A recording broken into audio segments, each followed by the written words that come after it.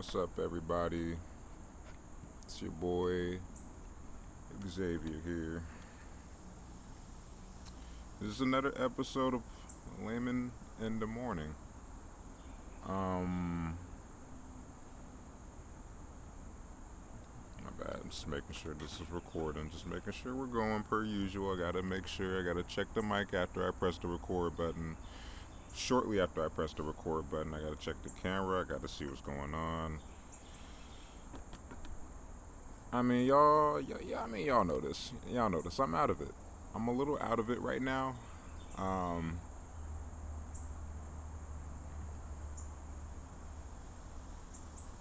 not all the way here right now. And we can just cut to the chase. Last night, Chadwick Boseman passed away from, I believe, stage 4 colon cancer. And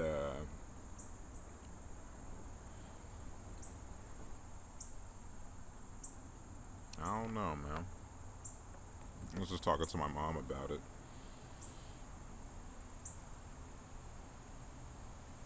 And I guess first off, the fact that he kept all of that hidden, the amount of films he's done. My mom told me he did 4 films while he had cancer, and that he would leave chemotherapy and go back to filming or rehearsal or whatever the hell.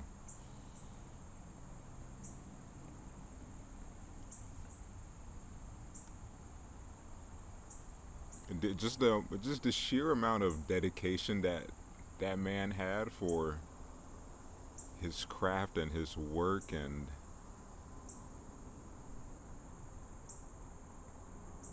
it's admirable, man. It's kind of amazing. To all things considered, you still show up and produce these huge films. Not even arguably, just objectively big, important films in terms of portraying Jackie Robinson, James Brown,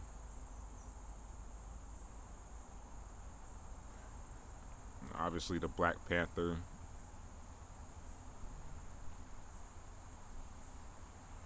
It's insane, man. Just I was telling my mom, I can't even fathom what he went through in the midst of filming and stuff like that. Like, I mean,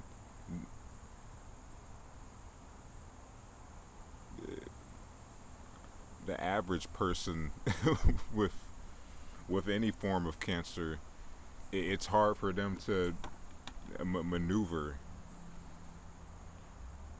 I mean, through just life in general. And if not hard, it takes some adjusting. You can't do all the things that a regular healthy person would. You have to take precaution in different areas, and yeah, you have to be careful with how you move and how you operate in this.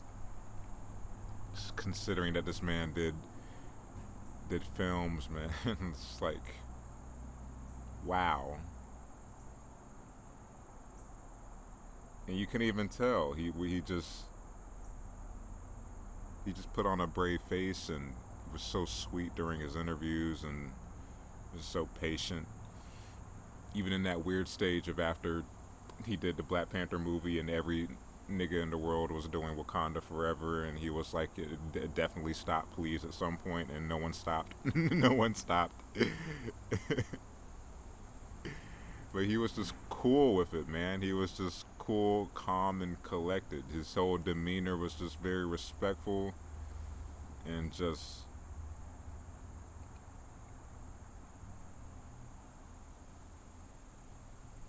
I don't know, man. Just just handled that shit. The way he just kept it under wraps, and zero people could tell, bro. I mean, you saw how jacked homie got for the Black Panther role, and then even way back when he lost weight for the Five Bloods, and I know everybody's gonna be talking about that now, just being like that was the cancer probably, and even my mom brought that up, and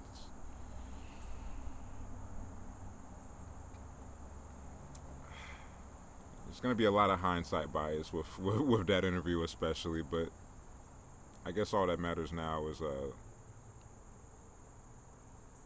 acknowledging what he did. I guess for the culture of, I mean, I don't even know about the culture of film. I can only say what he meant to me and what I know what he meant to a lot of people. And obviously, the Black Panther film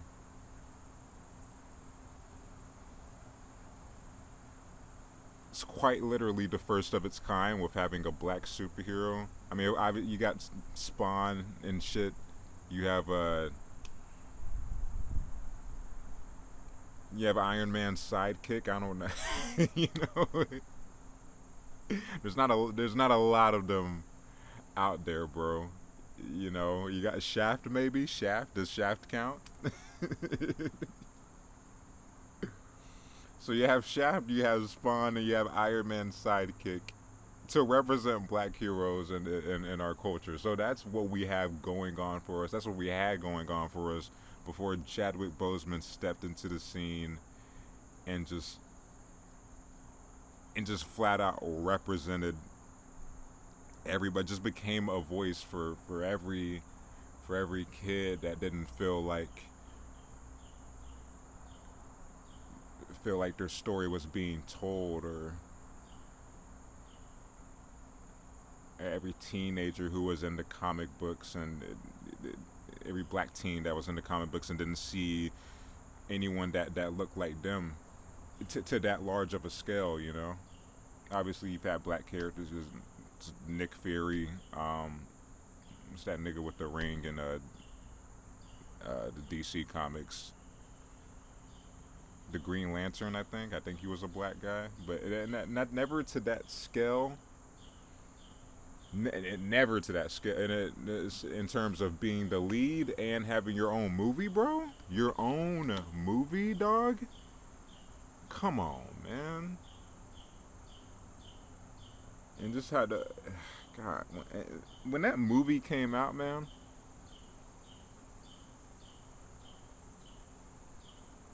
Just how important that movie is, and not even as a film, not even the narrative, the narrative, the story, whatever the hell was actually in the Black Panther. I mean, obviously, I like the story too. The movie itself was awesome. It was great. But what the movie being made meant to the world, and in terms of all black cast, mostly majority black cast.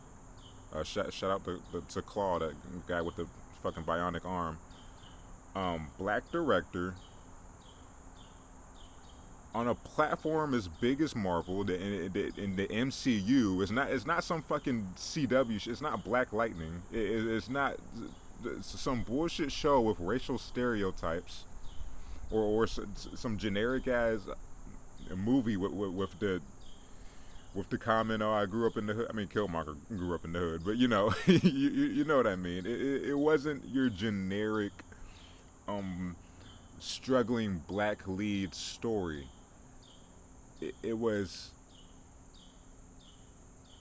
It just represented, especially not even African American culture as well. It was African American culture, but mostly African culture with the theme of Wakanda, and down to small things such as the accents that everybody had and the whole wardrobe, and everyone was just, like I said, the black cast, and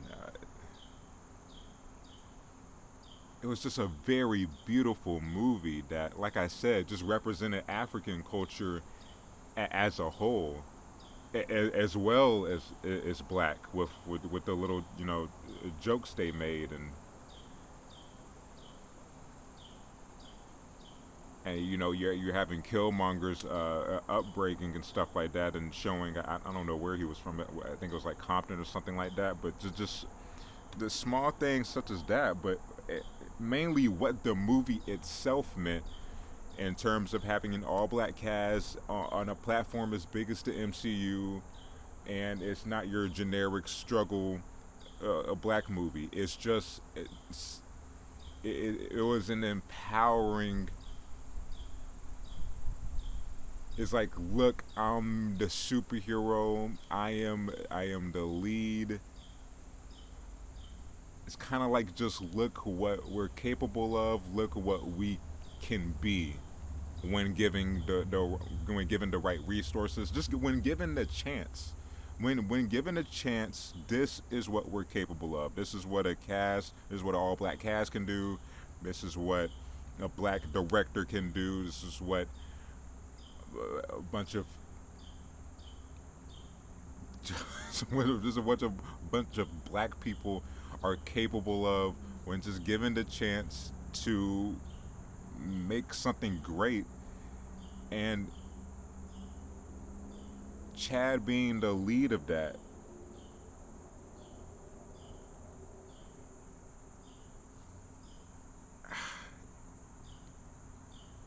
I remember being at the premiere with my mom and waiting in line, and I saw this dad walking with his son. And there's this little kid, and he was wearing the suit. He was wearing this little Black Panther suit.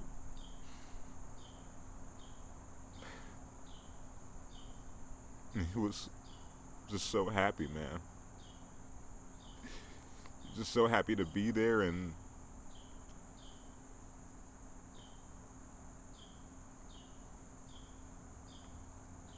I know what it's like to be to not feel represented,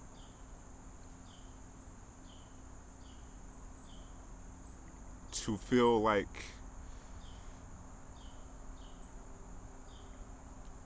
when kids are like, Xavier, why do you talk this way? You're not black enough. You don't curse a lot. You carry yourself in some kind of way. You're too white.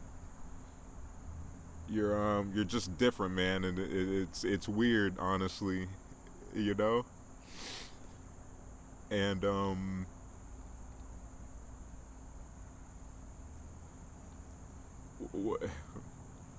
what changed things for me was seeing someone like Donald Glover, and him being as big as he is now, and but just back in the day when he was still rapping and making music, he said this line. He was like, I don't act black, I just act me, and I immediately felt just like I was represented, and it was like someone's telling my story now. There's someone out there looking out for me, and that was so important, man. So I know exactly what it's like for that black kid to go on years with just turning on the TV and watching cartoons and seeing white this, white that, and if he goes to a comic book, he's seeing Superman, Spider-Man, and not like there's anything wrong with white superheroes, but it's like, where my people's at. And just seeing that kid at the theater just jumping around in his little suit, man, in his little T'Challa suit.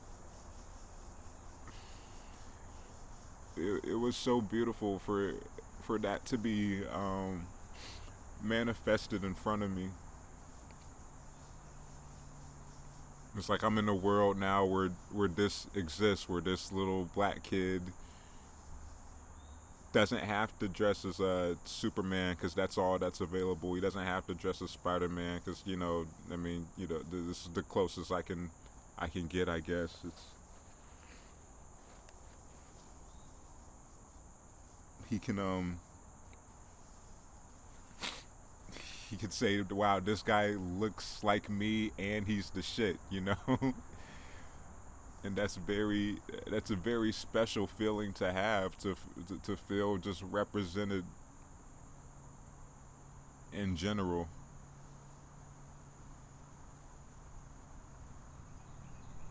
And like I said, Chad just being the lead of that,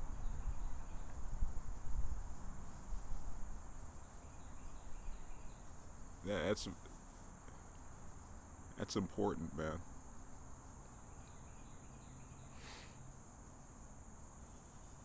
Meaning that much to people and doing like he hasn't. I don't think he has an idea of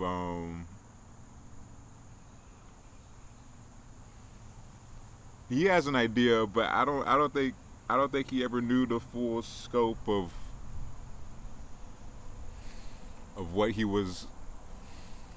represented to everybody. In terms of just like a young black kid. I mean, I'm sure he knew to a degree, but when you're in that level of fame, and especially what he was going through, it's not possible to consider how you're affecting everybody in their personal lives. You know what I mean? I'm sure he knew that once I do this, um, I am now representing a part of black culture that's not at all being represented in terms of having a black superhero, a black lead in a superhero movie. It's yeah, I'm gonna be the voice for these people. It's like I know he knows that, but in terms of I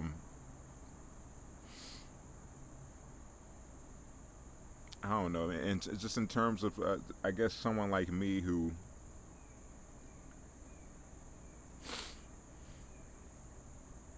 I don't know, man.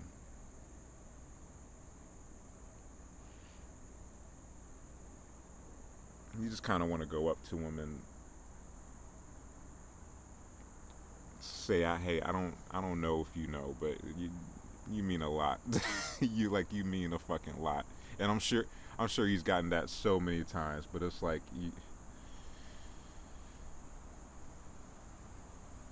I'm just a guy in Canton, Georgia, crying on his porch. I don't think he knows what he meant to me and just a lot of other people. I mean, and it is hard. I'm not that that's not to his fault. It's like I said, when you're at that level of fame and you're just going, going, going. You're on this Netflix movie. You're Jackie Robinson. You're James Brown. All of a sudden, it's a lot. And he was just so humble, man, and he was just doing him.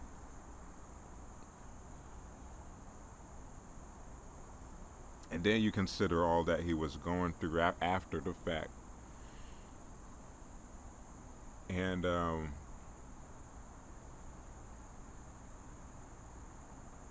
it's like fuck, man.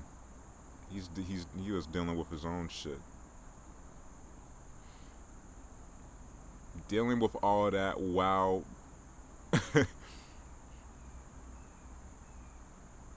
being in one of the most culturally like impactful movies of all time.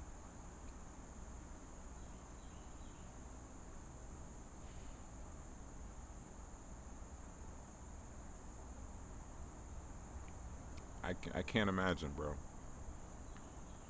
I can't imagine. And it puts a lot of things into perspective too, in terms of,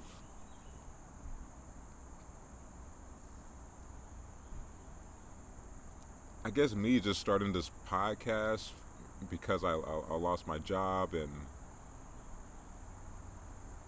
I was obviously at a very low place when that happened. Not very, not like in a deep spiraling depression when I lost my job, but I just felt like lost as a person.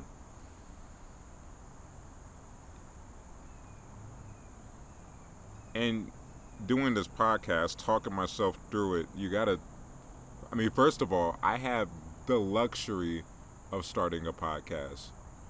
It's me, my mom here, paying rent. I have money saved up because I'm a cheapskate, and the government was paying me, and I had savings from work. I was kind of just chilling that whole time. Not even kind of. I was. I was taking it easy, working on my craft, just making videos and short films and whatever the fuck. I had the luxury of starting a podcast. As hard as I want, as hard as as I made it sound, woe was me. I lost my job. I don't have any form of income coming in, which even not that is true, because like I said, I was getting government checks. It's not. It's never as bad as you think. There's me starting a podcast after I lost my job, and there's a parent with two kids wondering how he's gonna pay rent next month. And that's the difference, man. You never know.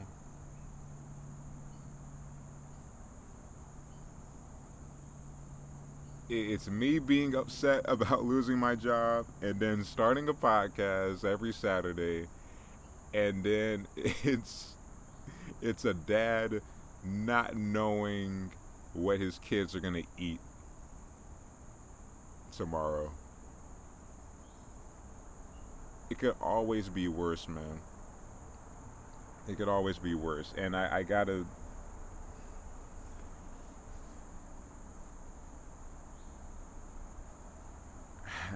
I guess I just gotta be more humble and aware of that. I gotta acknowledge that,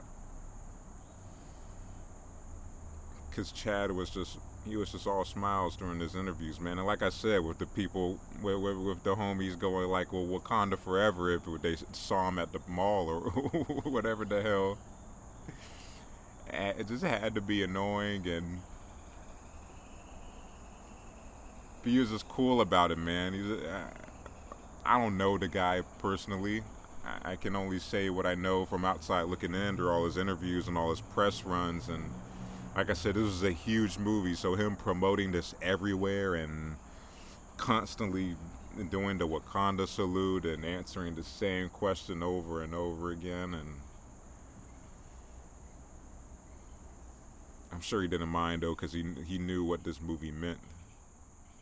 But that amount of stress as an actor,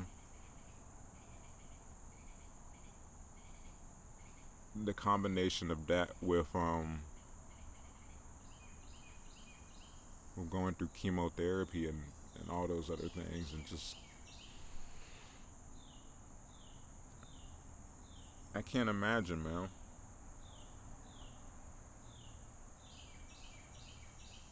I can't imagine, but just all smiles, man. He was so respectful, and it's the last thing anyone would have assumed when seeing him.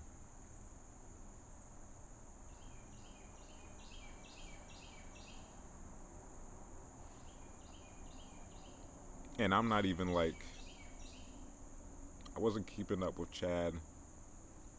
I haven't seen a bunch of his movies, But just seeing Black Panther and then hearing this news and just knowing of his other work and what he had to, it just, I already had respect for him for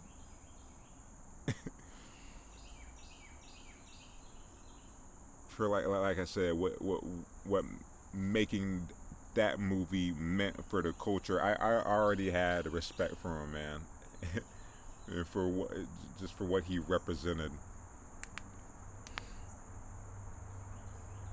And now it's just through the roof, man. I can't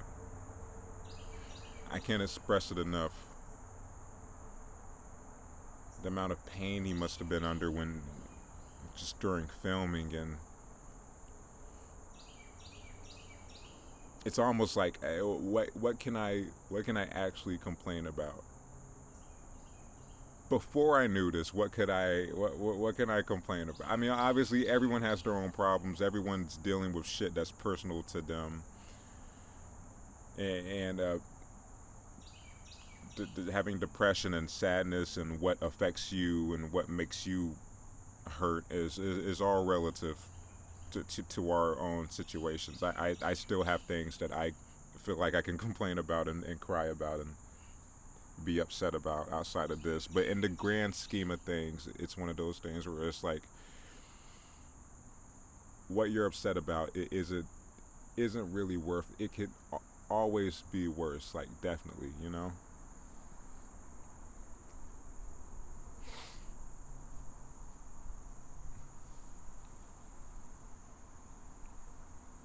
And I guess I just want to easier said than done, but I really want to have that mindset going forward.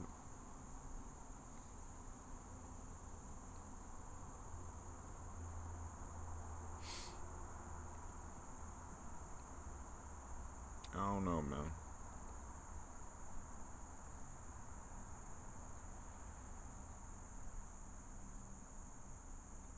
He left.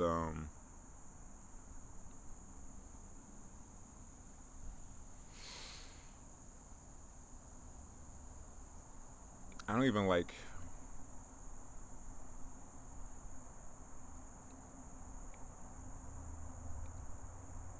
I want to say he was iconic, and I don't like saying that. I feel like the saying that is the same as Mac Miller being nominated for a Grammy. You know, I don't want to say that because I never said that about him before. You know, so it kind of feels gross in a way. But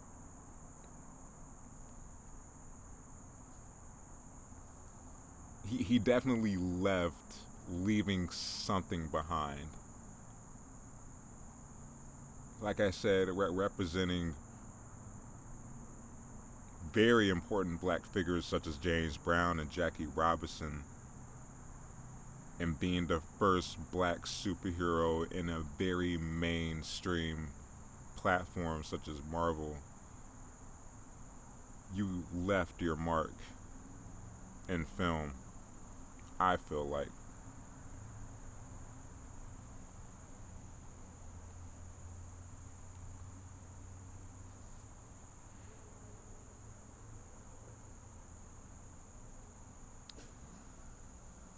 Yeah.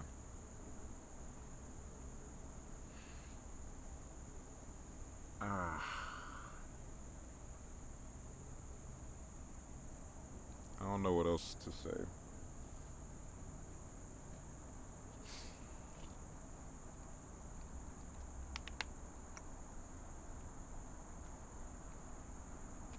I didn't cry when I heard the news. It was the first time I cried about it, but I just kind of saw it on my phone, and I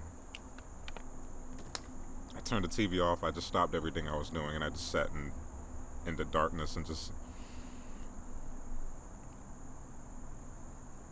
I just kind of sat there.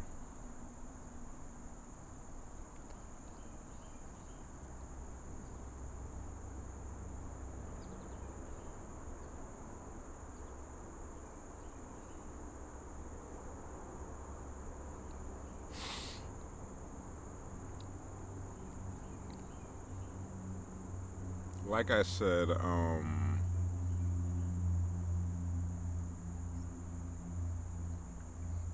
mean, the reasons I love Chad and just what he meant to me personally is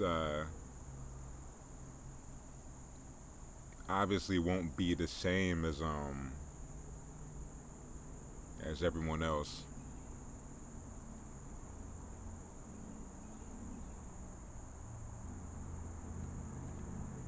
The Jackie Robinson story probably touched someone in some kind of way way before Black Panther or whatnot. It might have done something for an older generation of African Americans that felt they weren't being represented. Then you have Black Panther touching the younger audience and the people like me. Then the depiction of the James Brown movie, and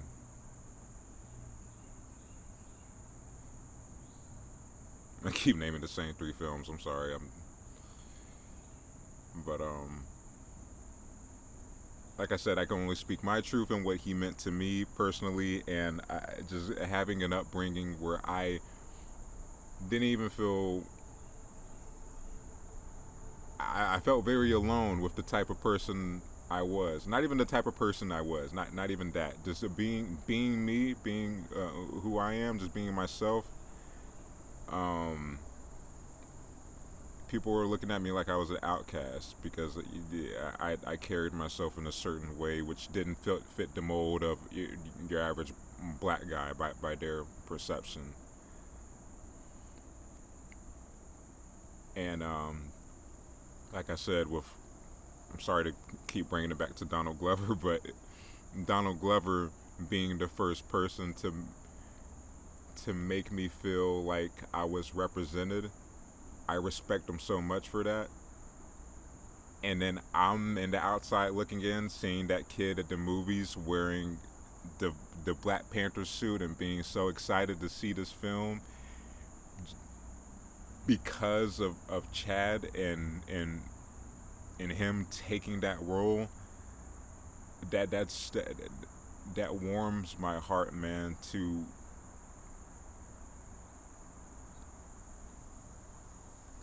It's just insane, man. It makes me so happy, and it's obviously sad. It's obviously depressing, man. It's so sad, but I have that memory. I have that memory forever, man, and I can always go back to that, seeing how happy that kid was to just be there and see this film. And I don't think he of course he didn't. He's just a child. He's just happy to be there. He didn't have any idea what this really meant in the grand scheme of things. He was just there, and he was wearing a Black Panther suit. He wasn't wearing Superman. He wasn't wearing the Flash. It wasn't a Spider-Man suit. It was a Black Panther suit, and that's fucking tight, bro. That's tight that I saw that in real time. I'm seeing a kid, a black kid being I guess just feeling represented. Like I said, he doesn't even know, but I know because I was there.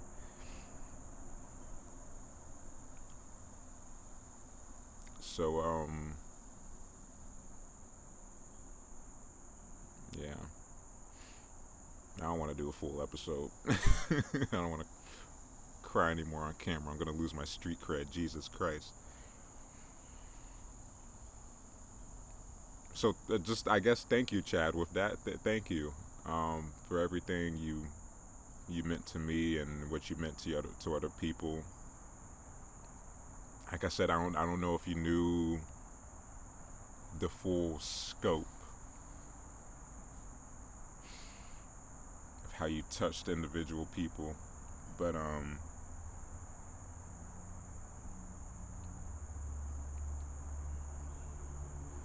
even if not anyone being affected by this, it just you know, obviously people are affected by it, but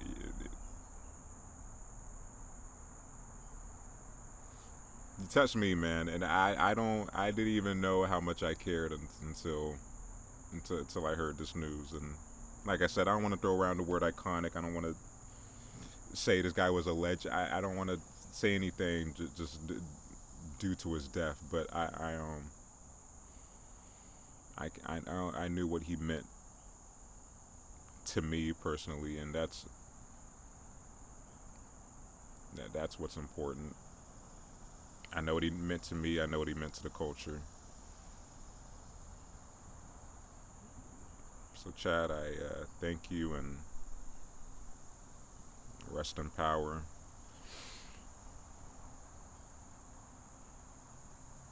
And that's it. Wakanda forever.